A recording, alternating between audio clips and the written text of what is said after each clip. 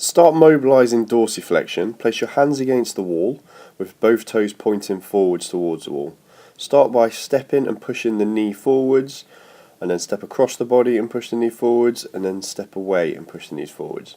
We can then increase the load and a bit of a stretch through the hip flexors by raising the foot up and pushing the hips, keeping the arms straight in the same direction that we stepped, keeping the back foot flat and the heel flat down.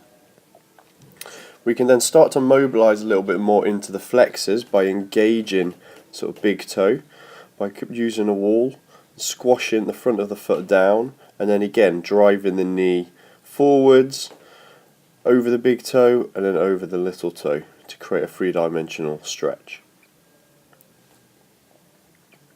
We can then work more into the soleus by bringing our foot up off the floor, wedging it against the wall, and then taking the body closer to the wall to increase the stretch.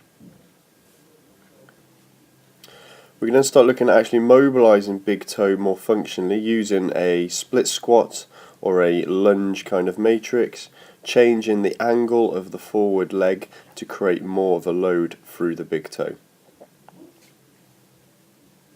You can also use this by sliding the back foot back on a surface that will allow this to, and again we put in a closed movement on the front leg, but we're allowing to generate a more functional stretch through the back foot. We can then start looking at increasing eversion and inversion into the ankles.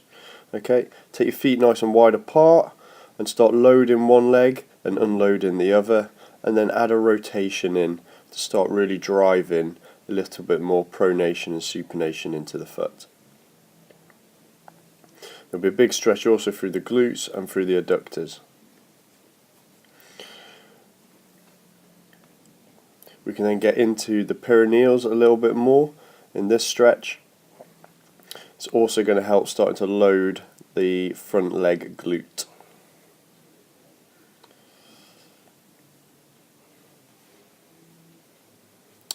This is an important stretch, as if perineals are tight they can often inhibit the extensors of the calf in terms of the gastroc and the soleus.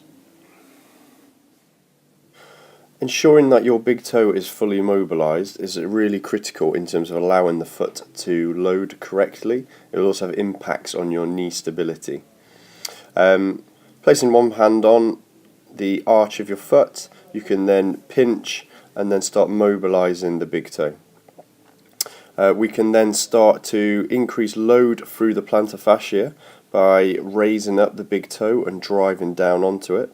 And then we can also work on an unloading pattern by doing it in the reverse. So the foot is fixed in eversion and we start to step forward and away from it, driving weight through the big toe onto the floor. Again, just creating a loading pattern through the big toe. When foam rolling any muscle, it's really important to take it through its lengths. So shorten and longer concentric eccentric loading. So whilst you foam roll and you find a point that is particularly sore, you can start mobilising the ankle through flexion and extension, and then we can obviously add a bit of inversion and eversion through there, and then you can obviously work on the outside to get more of the perineals, and then get a bit more on the inside to start loading up those flexors and extensors a little bit more. We can also take the same principle of movement within the joint, mobilising the arch. Okay, just find something that will roll and then start applying pressure either laterally, rolling it forwards and backwards, and then start wiggling the toes to create a little bit more of increased tension whilst you're mobilising the inner arch.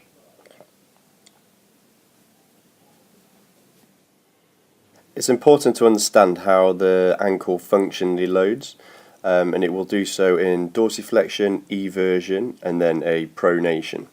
Okay, when we start integrating these movement patterns back into skills, we can start loading dorsiflexion by fixing the foot on that incline box into plantar flexion, which means any movement by loading the leg, the body will start to accept dorsiflexion. We can start integrating that into a single leg squat, which is also part of a vastus medialis oblique strengthening exercise. We can then stand laterally on with the outside of the foot raised. This will start to increase eversion in the foot, and again, as you can see, it's a strong frontal plane movement pattern, and again we can start overloading that through a single leg squat or a step up. We can then again start loading pronation a little bit more by fixing eversion and then driving an internal rotation into the hips.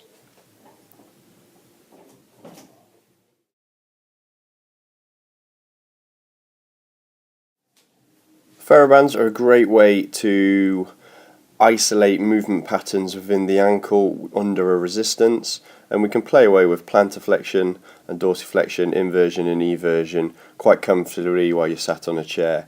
Any kind of localized injury, this is always a good place to start with first, and any physiotherapist will be able to give you more exercises. When we start looking at a marching pattern, we can use a TheraBand to start locking in dorsiflexion, which is going to help with our plyometric activities later on. In any rehabilitation program, an isometric contraction is always going to be the first step. Being able to balance off the edge of a step, you can use your hands against the wall, or you can have them off to increase the balance component. We can start putting a load through the calf and that lower leg. And we can also start creating a balance through the middle of the foot and getting that ankle to be stiffer under body weight. We can then add a concentric component, and then you can work on the eccentric on the way down.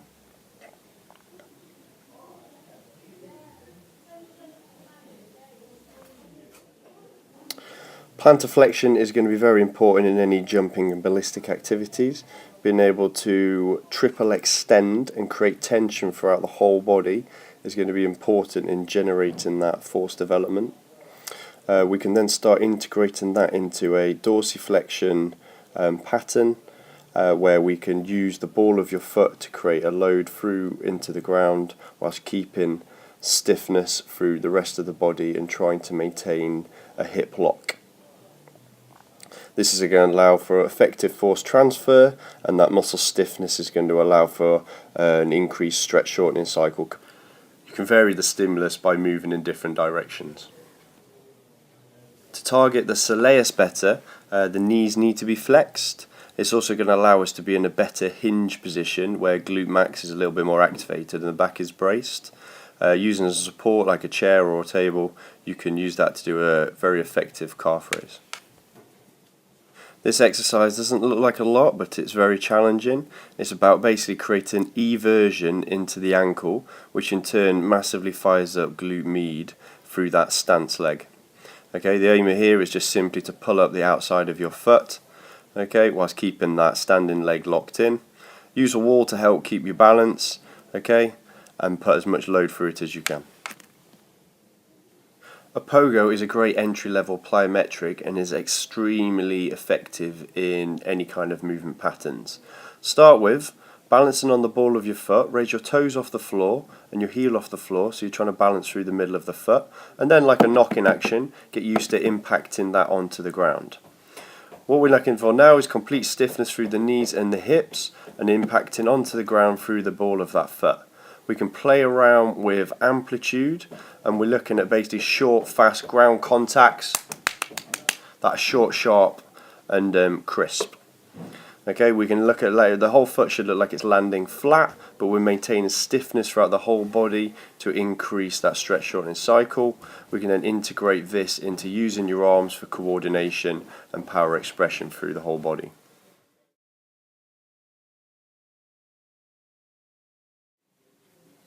A great exercise to start increasing proprioception within the foot is to stand with your eyes closed, let the whole body relax, knees slightly flexed, and just feel the weight through the middle of your foot. With here we can start playing around with different movement patterns of the upper body, shifting the weight forward to the front of the foot and weight back from left and to right. You can also look at scrunching your toes to increase sensitivity underneath the foot. Okay, and the whole idea is just to enhance that feeling of balance and centering through the middle of that foot, which is going to be important as that will be where you want to apply power in any kind of plyometric activity. You can obviously add a unilateral element to this to start increasing stability throughout the whole body.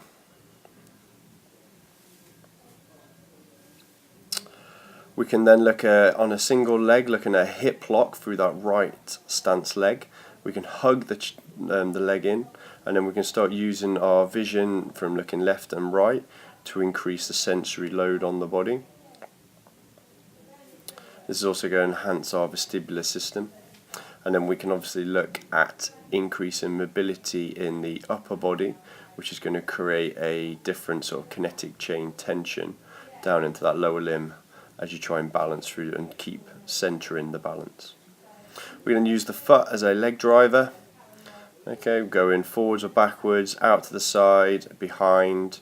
Basically think of a clock pattern. You could try and reach to any point on that clock. We could add internal and external rotation as well through the heel leg.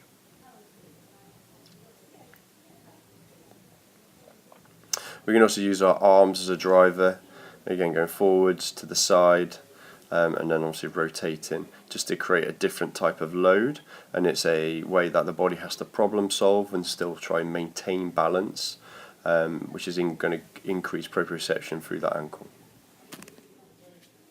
Being able to land properly is going to be important in any kind of ankle stability program.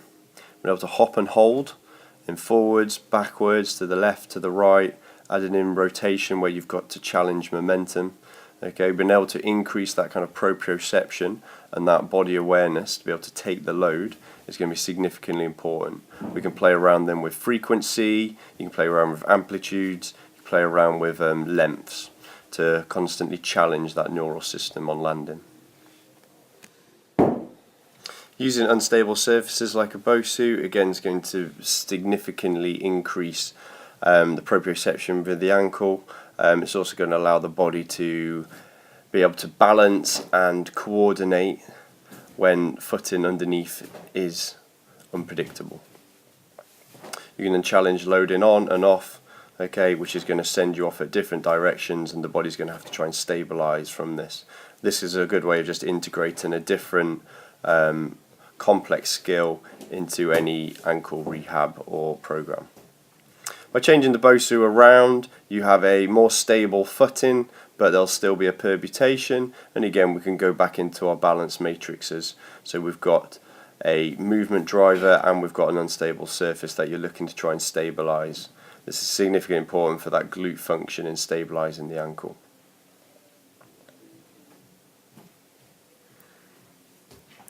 We can then stand on it, and we can challenge sort of center of mass, being able to take the weight forwards and backwards and mobilize pressure through the ankles. Again, is going to allow the body to develop strength and awareness within each position, which should help prevent any bad sprains or rolls, as the body will be more able to control that excessive range of motion when it moves into it.